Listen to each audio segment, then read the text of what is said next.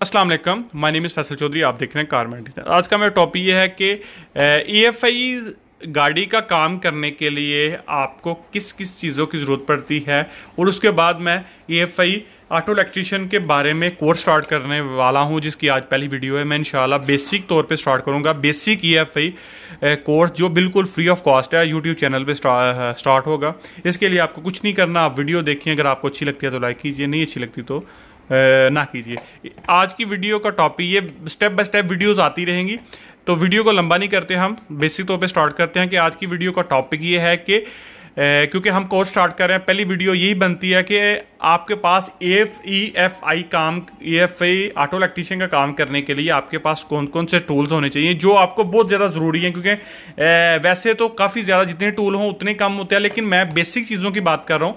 Basic चीजों में जो जो इस्तेमाल होगा वो मैं आपको बताऊंगा कि आप स्टार्टिंग बेस पे काम कर रहे हैं या किसी के पास सीख रहे हैं। फॉर एग्जांपल किसी के पास सीख भी रहे हैं तो आपके पास ये चीजें होनी चाहिए ताकि आपको पैसे भी ना इतने खर्च करने पड़े और आपको काम भी हो जाए।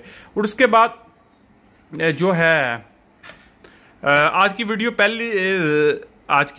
पहली है इंशाल्लाह। इसके बाद लेसन 2, लेसन 3, उसके बाद सारी वीडियोस आती रहेंगी। आपको क्या करना है, इसको वीडियोस देखिएगा, उसके बाद स्टेप बाय स्टेप वीडियोस देखते रहिएगा। आइए टॉपिक की तरफ। टॉपिक ये है कि अक्सर लोग ऑटो इलेक्ट्रीशियन का काम करते हैं, किसी के पास 6 साल हो गया, 7 साल हो गया, कुछ चीज़ें उनको समझ नहीं आती। तो इंशाल्लाह 12 साल के एक्सपीरियंस से मैं वीडियोस अपलोड करूंगा जो स्टेप बाय स्टेप लेसन की मदद से होंगी, जो आपको आपके उस्तादों ने नहीं सिखाई होगी, वो इंशाल्लाह इस चैनल पे आपको फ्री ऑफ कॉस्ट सिखाई जाएगी।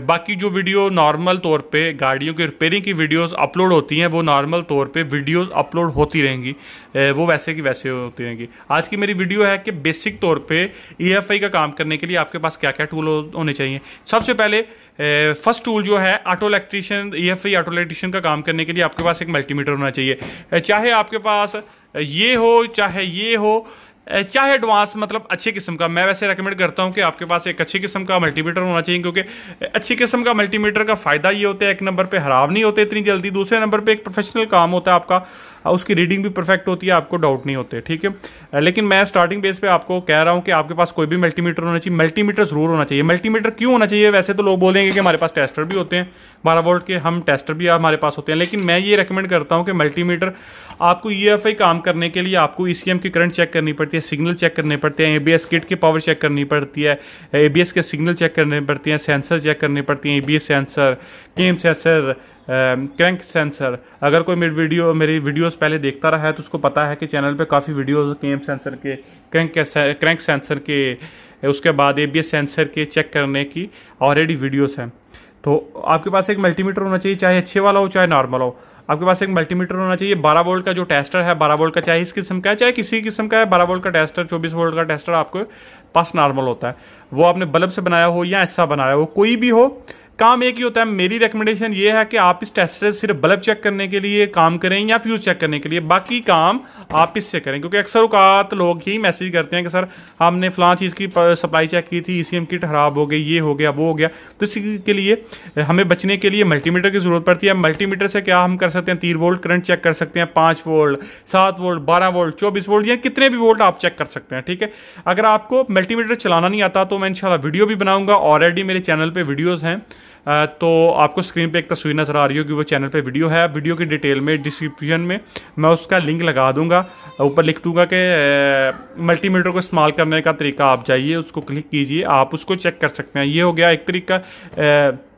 उसके बाद दूसरी चीज़ है कि मैंने चैनल पे काफ़ी वीडियोस बनाई हुई हैं ऑलरेडी, केम सेंसर को चेक करने का, उसके बाद क्रैंक सेंसर को चेक करने का। वो भी आपके पास टाइम हो तो वो भी ज़रा चेक कीजिएगा, आपको पता चलता रहेगा मल्टीमीटर की मदद से आपको कैसे आप चीज़ें चेक कर सकते हैं कि सेंसर आपका ख़राब है या सेंसर सही है, या आपके पास पावर सप्लाई आ रही है कि नहीं आ रही। आपके पास ये आज का पहला लेसन है। दूसरा लेसन ये है कि मल्टीमीटर के आपने चेक करना है। आपके पास एक नेक्स्ट टॉपिक ये है कि मैं इंशाल्लाह नेक्स्ट उससे लेसन 2 में आके कुछ सवाल पूछूंगा मल्टीमीटर काम कैसे करता है। तो इंशाल्लाह आप ऐसे करिए, ये वीडियो खत्म होगी, वीडियो की डिटेल में जाइएगा, आप पहला लिंक आएगा आपको मल्टीमीटर इस्तेमाल करने का तरीका, नीचे लिंक होगा, उसको क्लिक कीजिएगा, आप उसकी वीडियो पूरी देखिएगा। अगर वो वीडियो नहीं मिल रही तो मेरी वीडियो के चैनल में वीडियोस में जाइएगा, उधर जाके देखिएगा कि आपको वीडियो मिल जाएगी, आप वो देख लें। उसके बाद ये हो गया सबसे पहला स्टेप। दूसरा स्टेप है कि आपके पास एक स्कैनर होना चाहिए। आपके पास स्कैनर होना चाहिए, अच्छे ब्रांड का हो तो वेल एंड गुड है। अगर आपके पास आइटल है, लॉन्च है, या किसी किस्म का जी स्कैन 2, जी स्कैन 3 कोई भी हो, वो आप पे डिपेंड करता है, आपकी पॉकेट पे डिपेंड करता है कि आपके पास कौन सा है। लेकिन मैं रेकमेंड करता हूं कि जो आजकल स्टार्ट काम करते हैं, क्योंकि मैं आजकल जो वीडियोस बना रहा हूं, आज की वीडियो स्टार्ट की है, क्या कुछ लोग मेरी वीडियो पहली दफ़ा देख रहे हैं, जो अभी ECM का काम सीख रहे हैं, सॉरी AFI का काम स्टार्ट कर रहे हैं, या सीखना चाहते हैं, या सीख रहे हैं, या उनको अभी इतना नॉलेज नहीं है, तो वो इतने पैसे क्यों लगाएं? क्योंकि जी स्कैन 3 लाख से अबव है, 2 लाख 1.5 लाख उनके पास बजट नहीं है। तो मैं रेकमेंड करता हूं कि आप ये वाला ले लें। थिकडेक सस्ती भी है, सारे काम भी करती हैं। ABS मैं कोई ब्रांड नहीं कर रहा, अगर आपको मार्केट में नहीं मिलती है आप मुझसे पूछ सकते हैं, आपको चैनल पे डिटेल मतलब उधर मैं link sorry WhatsApp number screen पे नजर आ रहा होगा, आप मुझसे पूछ सकते हैं। अगर इसके भी आपके पास पैसे नहीं है, आपके पास दूसरा टूल होना चाहिए, आपके पास दूसरा टूल होना चाहिए कि आपके पास एक OBD डायग्नोस किट होनी चाहिए, चाहे कोई भी हो, ये हो, गोलू हो, आइटल की हो, चाहे कोई भी हो, आपके पास एक होनी चाहिए, ताकि आपको कोड आ जाए कि आपकी गाड़ी में प्रॉब्लम क्या है। गाड़ी बंद है तो आप क्या क्या चेक करेंगे। अगर फॉर एग्जांपल एक मिसाल के तौर पे अक्सर औकात लोग बोलते हैं कि मिसाल देता है, मिसाल इसलिए दी जाती है ताकि आपको समझ आ जाए। अगर आप किसी डॉक्टर के पास जाते हैं, तो आज नीम हकीम या अपने गाँव में किसी के पास जाते हैं, उसको बोलते हैं पेट में दर्द है, तो उसको नहीं पता कि ये किस चीज की, मैदे की दर्द है, किस चीज की दर्द है, उसको नहीं पता। ठीक है, अगर वो उसके टेस्ट करेगा या डायग्नोस करेगा या कोई अल्ट्रासाउंड करेगा, उसको बाद में पता चलेगा कि ये किस चीज की दर्द है। पेंडस की दर्द है, अक्सर औकात आपको पता है, गांव में अक्सर औकात आपने सुना होगा कि किसी के पेट में दर्द होती है, पेंडस की दर्द होती है, वो दवाई खाता रहता है, इंजेक्शन लेता रहता है, पेन किलर लेता रहता है, लेकिन प्रॉब्लम हल नहीं होती। इसी वजह से यही मसला है कि अगर आपकी गाड़ी मिसिंग कर रही है या प्रॉब्लम कर रही है, आपके पास कोई टूल नहीं है, डायग्नोस के लिए कोई टूल नहीं है, तो आप क्या करेंगे? ऐसे ही नॉर्मल तौर पर चेक करेंगे। अगर आपके पास परफेक्ट कोई भी टूल हो, चाहे आपके पास सस्ता हो महंगा हो, वो डिपेंड नहीं करता। डिपेंड ये करता है कि वो कोड निकाल रहा है, कोड परफेक्टिंग आ रहा है। अगर आपके पास कोड नहीं कर रहा है तो आपको पता चलेगा यार इसके रिलेटेड कोड है, तो ये इस गाड़ी में फॉल्ट है। ठीक है, तो आपके पास एक कोड रीडर या स्कैनर होना चाहिए, चाहे कोई भी हो। अगर आपके पास ये भी बजट नहीं है, दूसरा जो टूल है, अगर आपके पास ये भी बजट नहीं है, तो आप 800 900 1000 1200 की आप एक ले लें, वो OBD कोड रीडर, लेकिन उसमें सिर्फ इंजन के कोड आते हैं, बाकी आप ABS वगैरह नहीं चेक कर पाते। अगर आपके पास थोड़ा सा बजट है तो ये ले लें, या गोलू है, अगर आपके पास ऑलरेडी है आप वो ले लें, आपकी मार्केट में इंडिया में आपके पास कोई भी है आप ले लें। ये फुल फंक्शन डिवाइस है। फुल फंक्शन का मतलब ये है कि आप OBD भी, ABS भी ले सकते हैं, एयरबैग का भी काम कर सकते हैं, या सारे काम कर सकते हैं।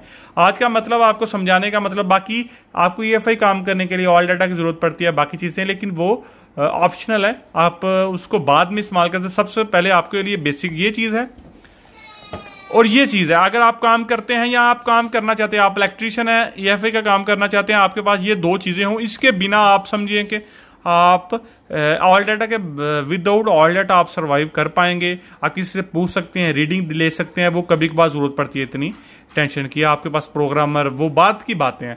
सबसे पहले ये चीज है कि आपके पास गाड़ी आई है मिसिंग करने के लिए या प्रॉब्लम क्रिएट कर रही है, तो आपको सबसे पहले दो चीजें चेक करनी तो आना चाहिए। कस्टमर को पता तो चले ना कि आपके पास आप चेक कर पाएंगे।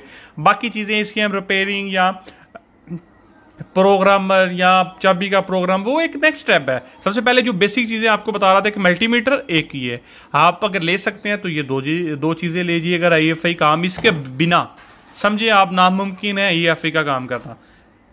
मैं ये नहीं कह रहा कि आपके पास ये होना चाहिए, कोई भी हो, मल्टीमीटर और एक स्कैनर आपके पास है, अच्छा है, पैसे अच्छे हैं तो अच्छा ले लें, अगर सस्ते हैं तो सस्ता ले लें, लेकिन चीज होनी चाहिए। तो ये भी ना हो कि लोकल सी कंपनी का ले लें। अगर आप कॉरिडोर आपके पास गोलू ले लें या कोई ऐसी, मतलब आप मेरे व्हाट्सएप नंबर पर रब्ता कर सकते हैं, पूछ सकते हैं कि कौन सा भाई ले, हमने ये लिया हुआ है, आपके पास पहले है तो ठीक है। इंशाल्लाह नेक्स्ट वीडियो है कि हम कुछ चीजें, दूसरी चीजें डिस्कस करेंगे। आप अगर फ्री हैं तो इसके बाद अगर आपके पास थोड़ा सा टाइम है, आप चेक करें मल्टीमीटर की चेक करना। उसके बाद आप चैनल पे जाइएगा, डिस्क्रिप्शन में लिंक्स हैं वीडियोस के, कि आप कैसे उसको केम सेंसर चेक कर सकते हैं, क्रैंक कैसे चेक कर सकते हैं मल्टीमीटर की मदद से। आप चीज़ें, आपके नॉलेज में फ़ायदा होता है, आपके नॉलेज में इजाफा होता है, आपको पता चलेगा कल को काम करने में। थैंक यू, अल्लाह हाफिज़, अल्लाह निगहबान। इंशाल्लाह नेक्स्ट वीडियोज़ आती रहेंगी ऑटो इलेक्ट्रीशियन कोर्स की। लेसन 1 है, लेसन 2, लेसन 3 आता रहेगा, बाकी वीडियोज़ भी ऐसी आती रहेंगी।